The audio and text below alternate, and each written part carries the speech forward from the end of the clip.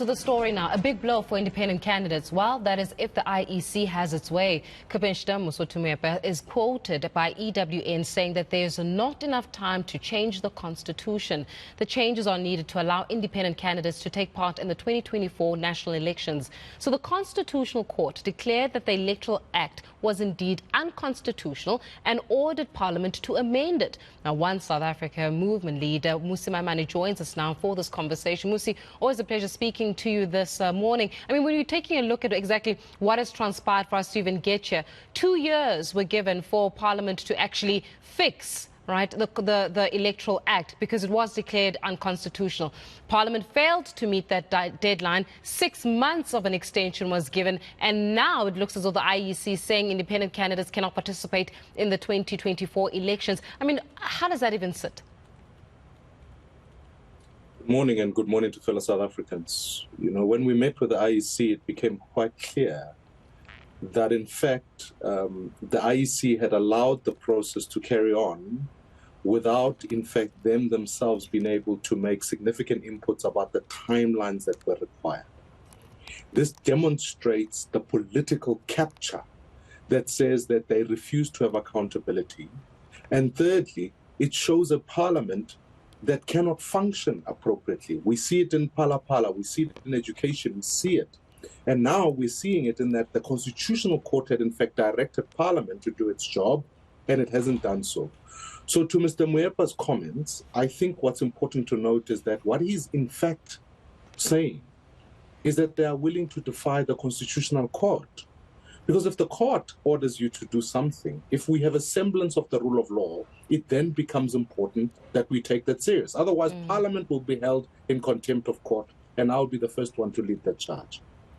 You know, as we're looking at even how this particularly marginalizes independent candidates, and you're making reference to capture, and there have been a lot of allegations when it comes to the non-biased or the biased way in which the IEC conducts itself. Does that also put the IEC, as well as the integrity of the IEC, in the spotlight? What's important to note is that the IEC is an implementing body of policy. And so ultimately, it needs to be given the rules to operate appropriately. I think for Mr. Muepa to be able to enter into this terrain is equally not correct, because you can't be player and referee. The IEC acts as the referee. And once the rules are dictated to it, the IEC must implement a free and fair election. They have a voice in this matter, and that's why we felt it crucial to meet with them.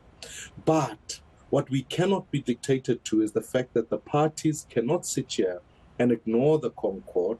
We need an election that works. And I want to say this crucially, Faith. This matter isn't just about allowing independents on the ballot. That might be easy to do. Actually, at its core, it's about reforming the Electoral Act to allow for a constituency-based system so that even if you are in a political party, you report to the people of the country rather than just to the party.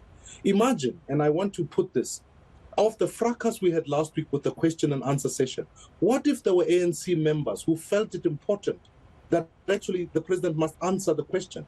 They should be allowed to speak up because they speak on behalf of their constituents. What if there was an MP from Limpopo who said, no, I actually want to know how this happened? They can respond. We have teachers, as you've just shown in your story, who are now teaching from buses. Where is the member of parliament speaking on behalf of the Eastern Cape saying, we need teachers and classrooms? But there isn't anyone because the party is paramount above the constitution. That's why this battle is so vital. It's not just about saying, let's allow independence to go. It's in fact about going to the core of how we hold politicians to account. Will this battle be won, Mmusi, in light of the fact that the very same members of parliament that have been given 2 months and a further 6-month extension to actually amend the Electoral Act, because it is unconstitutional, are dragging their feet with it? So we cannot forget who is a majority when it comes to parliament, right? The African National Congress still holds a majority within parliament. And unless the African National Congress is voted out in the 2024 elections, we're still going to have a disperse of power within parliament that favors the ANC and therefore favors perhaps even the implementation strategy and the agenda of the African National Congress. So can this battle actually be won when it comes to amending the Electoral Act while the ANC is in power? Well, I think then the question rather should be, will the ANC actually stick true to upholding the Constitution? Because it doesn't matter who's in power. What matters is the constitutional and the judgment that was given. And if the ANC wants to prove to the people of South Africa that it's still an organization that believes in the Constitution, that President Ramaphosa wants to uphold the rule of law in this country, then the constitutional court judgment has given them an ultimatum to say you need to amend the Electoral Act. My suspicion is that what we are going to do, and this is I'm calling upon all South Africans, but even political parties in parliament, to say, now that you've brought us to this point where we face an electoral crisis, because if they go ahead and don't amend the electoral law, believe you me, the elections in 2024 will be unconstitutional and therefore are subject to being challenged in court. And we've seen this in many African states.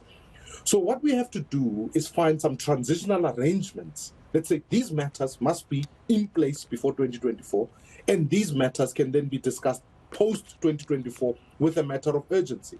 Because when you do those things, you give yourself the time that citizens, political parties, civic society can agree on it. But I can assure you, as things stand today, Parliament is acting in an unconstitutional fashion. The Electoral Act that they've proposed is not going to suffice. And ultimately, they are putting jeopardy to the elections in 2024. And it will be Parliament versus the Constitution and the people of South Africa. And we have to ensure that the Constitution and the people triumph over this matter. I'm just thinking about civil society groups, NGOs, lobbyists, for example, that are looking at this unfolding, because it actually presents a perfect opportunity to challenge whoever it is that wins the 2024 elections. So let's say for whatever reason the ANC wins, or or takes over, or the DA for that matter, whatever it is, you can still take them to court by saying, no, hold on a second, you guys may have been declared as the winner according to the IEC as well as the results, but according to the court, or the Constitutional Court, this entire act is unconstitutional. Therefore, are they not able to declare then the 2024 elections null and void? They can, because if you agree to go play a particular sport, that the rules are not agreed to ahead of time, and that when you play that sport, the rules change and you play to the old rules.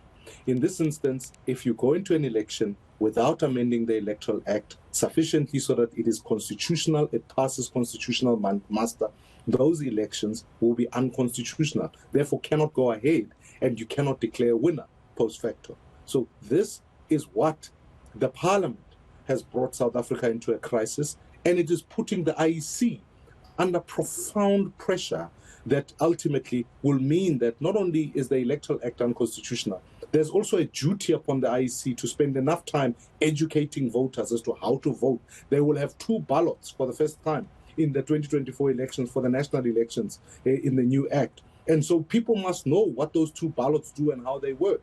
Parliament has gone to sleep for the last 2 years, and now suddenly are realizing that they are heading against the constitutional deadline and are in fact putting South Africa in absolute jeopardy. I think the parties in Parliament need to account for this and need to demonstrate. As we held other people in contempt of court, they will also be subject to the same.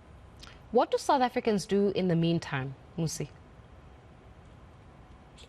I think it's going to be important that they continue to lobby. There's been an open and a new date now that's been open for submissions. And I'm urging South Africans, make your submissions, make your case.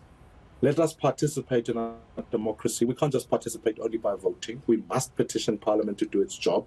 And we must put members of Parliament under pressure to ensure that this act is passed. And if needs be, there's a coalition of civic society organizations, political parties that agree on this matter that must come together so that if we have to take the battle to court, we can be able to do so. Lastly, as I've always been working, we're working with a number of South Africans to say, to your point, that if the political parties that are in Parliament at the moment have not been able to deliver for the people, we need to be able to create that alternative so that we can be able to deliver on this mandate, because this is foundational and fundamental to democracy. President Mandela spoke about it. President Mbeki, when he tasked Francis Slabet to be able to produce a report, that was common cause. President Kgalema Motlanthe has spoken about it in terms of in the high-level panel report saying this must be amended. It's this current ANC that's just simply refusing now to hear not only from its elders, but from the people of this country. And so we need to be able to coalesce together to be able to fight this battle.